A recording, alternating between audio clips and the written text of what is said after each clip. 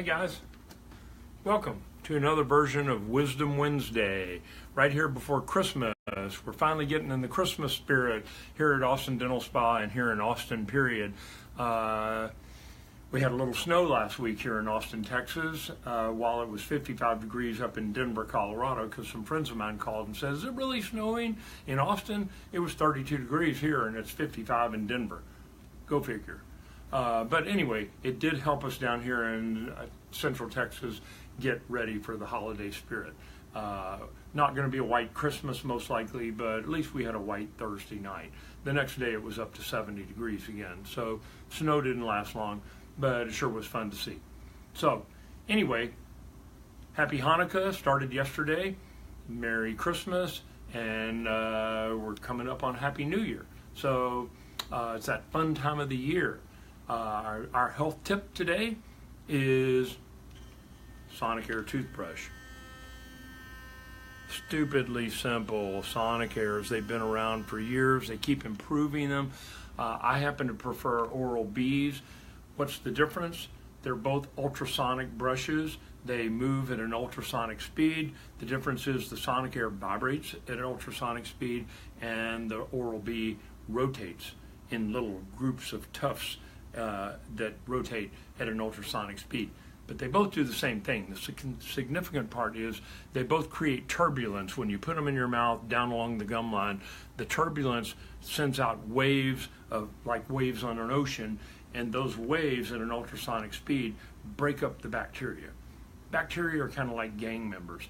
By themselves, they're not all that dangerous, but when they're grouped together and stuck to the side of your tooth, especially if they're under the gum tissue, they can cause some damage. And so ultrasonic toothbrush breaks up the gangs and disrupts the bacterial colonies so they can't cause the damage. And then you wash them out.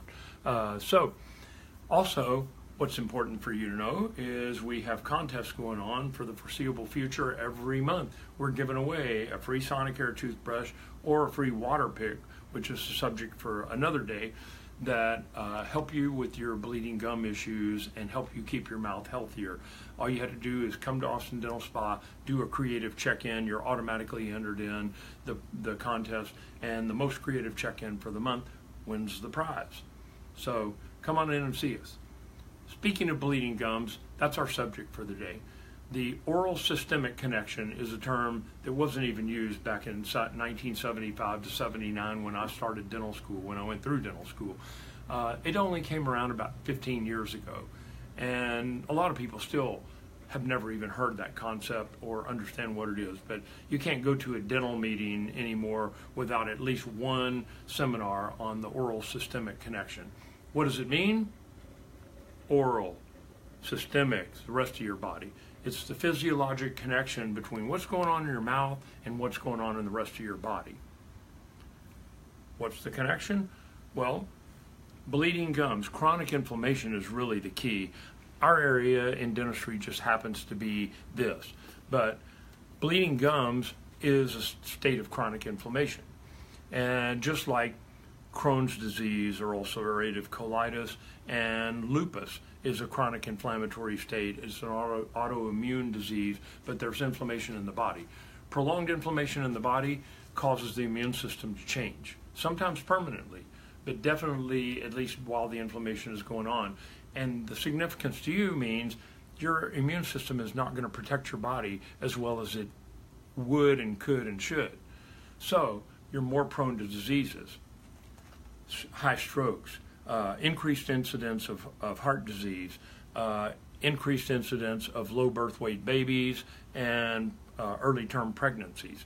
They've also recently drawn a link between adult onset diabetes and chronic inflammation anywhere in the body. Again, our area just happens to be the mouth that we're talking about today.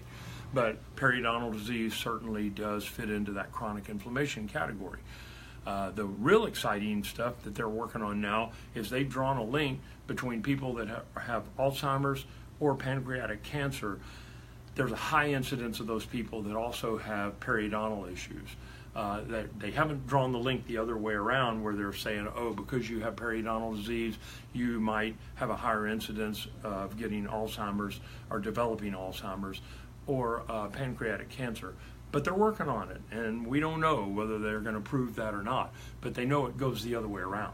So significance for us, 40 years ago in dental school, they taught us this little slice of the pie right here, oral, taking care of your teeth, brushing and flossing. 40 years ago in dental school, if you had bleeding gums, you're not brushing and flossing well enough. Now we know that's BS.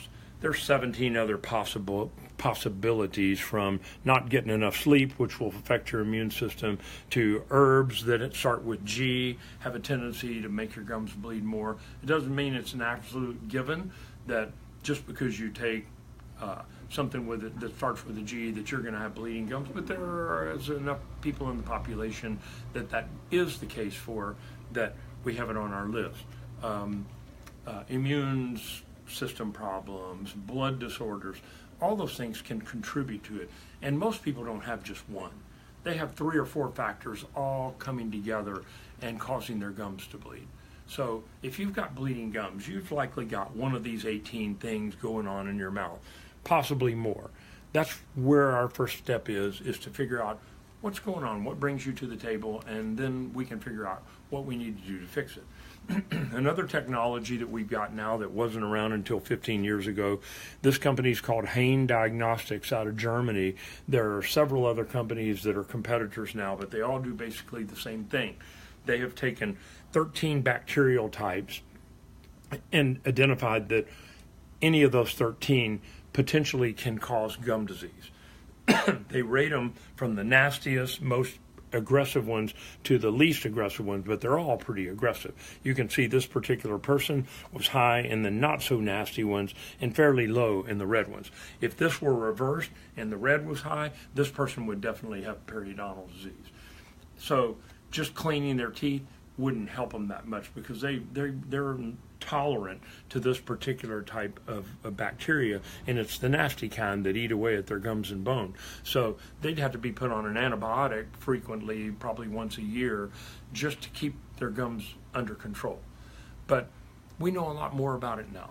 So if you've got bleeding gums, we have a 0 tolerance policy at Austin Dental Spa for gums that bleed. We know how to make gums stop bleeding. We have 3 great hygienists that treat that all day long, every day, and we take it seriously. We want you to have the healthiest mouth that you can possibly have. So for the holiday tip, New Year coming up, if you've got a New Year's goal to be healthier in 2018, come see us. We'll help you with that. So Happy New Year, and I'll look forward to next Wednesday, another version of Wisdom Wednesday. Bye.